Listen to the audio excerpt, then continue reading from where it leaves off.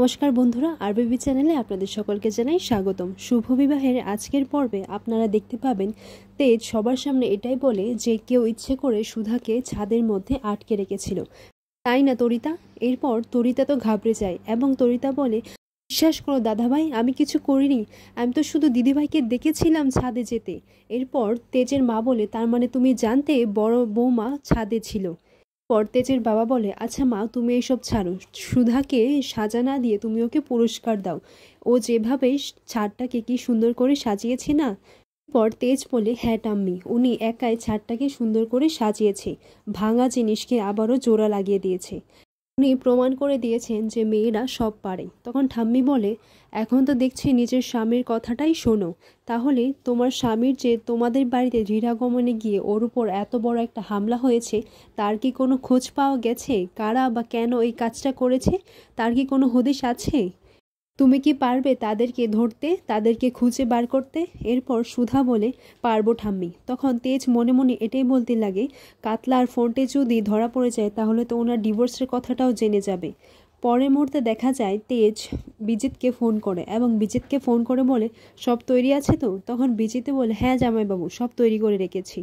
পরে সুধাকে দেখে তেজ মনে মনে এটাই বলতে লাগে যে আমি আপনার ওপর থেকে মিথ্যে দাগটা মুছে দেব, কে বিয়ের দিন সে চিঠিটা বদলেছে সেটা আমি খুঁজে বার করবই। এইদিকে সুধাও ঠাম্মিকে কথা দিয়েছে যে 24 ঘন্টার মধ্যেই তারা তেজের উপর আক্রমণ করেছে তাদেরকে খুঁজে বার করবে।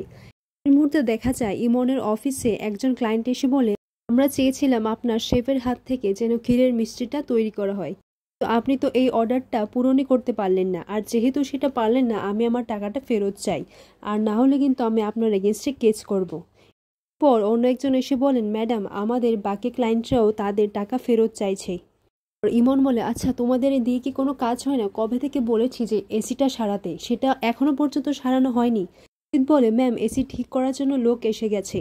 তখন দেখা যায় তেজ এসি মেকানিকের ছদ্মবেশে এসেছে। তখন ইমন তাকে দেখে চেয়েই থাকে। এরপর তেজ মনে মনে এটাই বলতে লাগে, আচ্ছা ইমন আমাকে দেখে কোথাও সন্দেহ করেনি তো? তখন ইমন বলে, এই এসি ঠিক করবে? একে দেখে তো মনে হচ্ছে না যে এই এসি মেকানিক। তখন তেজ হিন্দি ভাষায় বলেন, ম্যাডাম, জো দিখতা হ্যায় वो होत नहीं, जो होत है वो दिखत नहीं। এই মুহূর্তে দেখা যায় বসু মল্লিক বাড়িতে পুলিশ আসে, ঠাম্মি পুলিশকে ডেকে পাঠিয়েছে। তখন এদিকে তেজের বাবা বলে, আচ্ছা পুলিশ কেন এসেছে? তখন তেজের মা বলে, আরে তেজকে যারা মারার চেষ্টা করেছিল তাদের খোঁজখবর নিতে এসেছে। এরপর সুধাকে কিছু প্রশ্ন জিজ্ঞাসা করে। ইন্সপেক্টর এটাই জিজ্ঞাসা করেন, আচ্ছা যে লোকগুলো ছিল তারা কারা ছিল? তখন সুধা বলে, তারা আমাদের পাড়ার লোকই ছিল, সবসময় গুন্ডা বদমাশি করেই ঘুরে ফেরায়। তখন পুলিশ বলে, তাদের ফটো আছে আপনার কাছে? তখন সুধা বলে, না, কিন্তু আমি তাদের বর্ণনা দিতে পারি। এরপর সুধা তাদের বর্ণনা দেয়। তারপর পুলিশ বলেন, আচ্ছা আপনার সাথে কি তাদের কোনো বেশি গুরুতর সমস্যা ছিল? পর সুধা চুপ করে থাকে। তখন পুলিশ বাবু বলেন, আচ্ছা আমাদের একটু সময় লাগবে। বলে, আজ রাতের মধ্যে কি ওদেরকে খুঁজে পাওয়া যাবে না? এরপর পুলিশ বাবু বলেন, না, ওদেরকে খোঁজ তল্লাশি কবে থেকে চলছে, কিন্তু ওদেরকে কিছুতেই খুঁজে পাওয়া যাচ্ছে না। দেখা যায় জ্যোৎস্না পুজো দিতে যাবে, আর তখনই সুধা মনে মনে এটাই বলে, লার ফোনটে তার খোঁজ পেতে গেলে আমার তো বাড়ি থেকে বের হতে হবে। পর সুধা জ্যোৎস্নাকে বলে, আমিও যাব মন্দিরে। তখন জ্যোৎস্না ঘাবড়ে যায়। জ্যোৎস্না মনে মনে এটাই বলে, সুধা কি আমার উপর নজর রাখছে?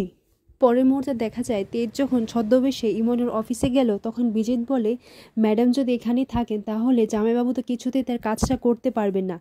পর বিজিত ইমনকে বলে, ম্যাডাম, এখানে তো এসি রিপেয়ার করা হবে, কত ডাস্ট হবে, আপনার অ্যালার্জি হবে, পরে ঘাসিও তো হতে পারে, আপনি এখান থেকে চলুন। এরপর বিজিত তেজকে ইশারা করে সেখান থেকে চলে যায়। মুহূর্তে দেখা যায় ইমন বিজেদের উপর চেঁচামেচি করছে, আর ইমন বলছে, তুমি আমার ওই নাম্বারটা দাও যাকে তুমি মিষ্টির অর্ডারটা দিয়েছিলে। তখন বিজিত বলে, আপনি আমাকে কাজ থেকে বের করে দিন, কিন্তু আমি ওই নাম্বারটা দিতে পারবো না। তেজ এটাই ভাবতে লাগে যে বিজিত বলেছিল যে ইমনের ল্যাপটপেই নাকি সব ভিডিওগুলো রাখা আছে। তা বলে, হ্যাঁ জামাইবাবু, আপনি যদি ওই ভিডিওগুলো দেখতে পারেন তাহলে আমি জানি ঠিক আপনি একটা না একটা ক্লু পেয়ে যাবেন। এটা মনে করে তেজ ইমনের ল্যাপটপটা সার্চ করা শুরু করলো।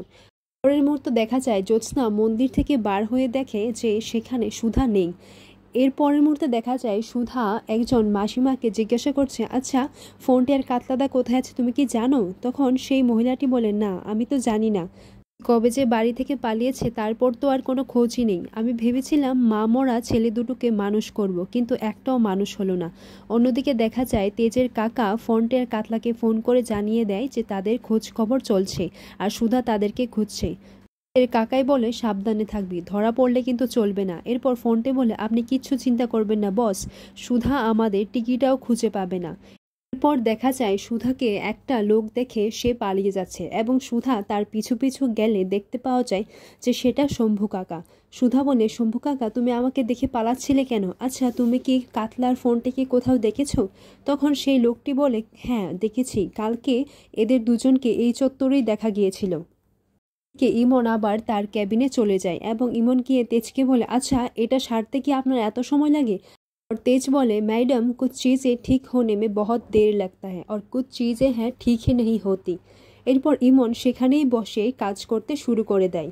আর এই ফাঁকে তেজও ইমনের ল্যাপটপের পাসওয়ার্ডটা দেখে নেয়। এরপর তেজ এটাই ভাবে যে ও যদি এখানে বসে থাকে তাহলে আমি আমার কাজটা করবই বা কী করে।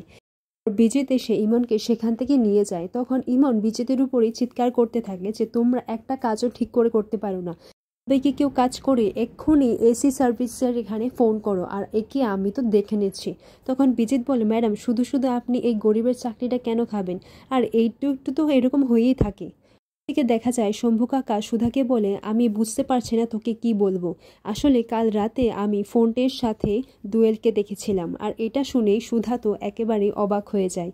অন্যদিকে তেজ সেই পাসওয়ার্ডটা মনে করার চেষ্টা করছে যে ইমন কি পাসওয়ার্ড টাইপ করেছিল। এরপরই তেজের মনে পড়ে যে ইমন এই পাসওয়ার্ডটাই হয়তো দিয়েছে। আর এইদিকে ইমনও আবার বিজিতের উপর চিৎকার চেঁচামেচি করতে থাকে। এরপর তেজ পাসওয়ার্ডটা ক্র্যাক করতে পেরেছে আর তখনই সব ফুটেজগুলো দেখতে শুরু করে। পর তেজ খেয়াল করে তেজ যেইমাত্র চিঠিটা খুলে পড়বে তখনই একটা ওয়েটারের সাথে তার ধাক্কা লাগে। আর তখনই তেজ দেখতে পারে যে ওই ওয়েটারের হাতেও একটা চিঠি ছিল আর সেই চিঠিটার সাথে আসল চিঠিটার বদল করে দেয়। এরপর সেই চিঠিটা তুলে তেজের হাতে দিয়ে দেয়। পর তেজ বুঝতে পারে তার মানে চিঠি বদলে যাওয়ায় আমি সুধাকে এতদিন ভুল বুঝে এসেছি। আর আজকের পর্বটি এখানেই শেষ হয়।